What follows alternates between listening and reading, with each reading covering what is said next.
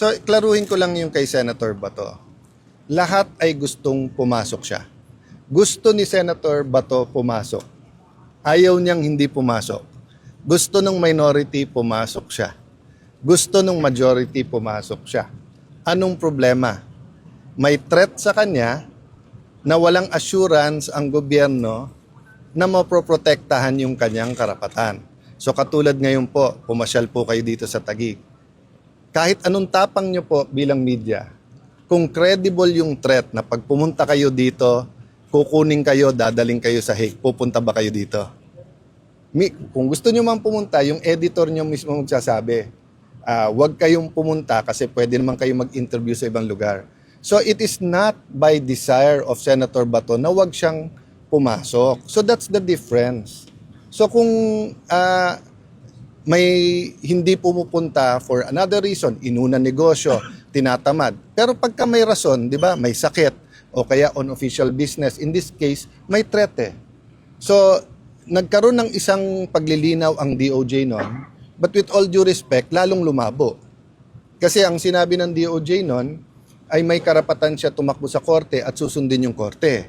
Pero in a nutshell, pinaraphrase ko lang. Pero ang sinabi din nila, may option din ang gobyerno na pag may warrant of arrest, arrestuhin na lang siya, tapos ipadala na siya doon. And then nag-announce yung ICC na meron silang tinatawag na secret warrant. Hindi po yun yung ating konstitusyon. Sa ating konstitusyon, huwes lang, judge lang, ang pwede mag-issue ng warrant of arrest. Kaya kung may warrant of arrest galing sa abroad, dadaan pa dapat sa ating judge yun. Yun ang stand namin. Walang makapag-assure kay Senator Bato eh.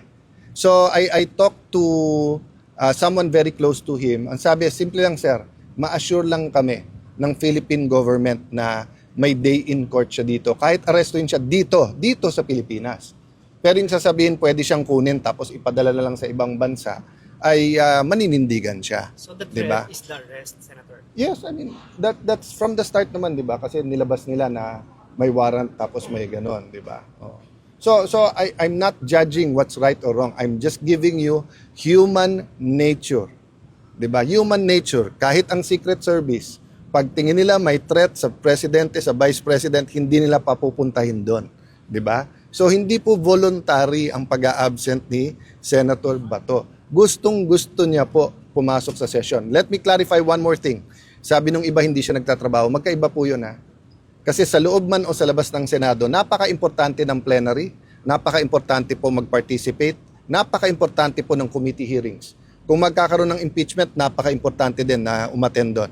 But that's not the totality of the work of the senator.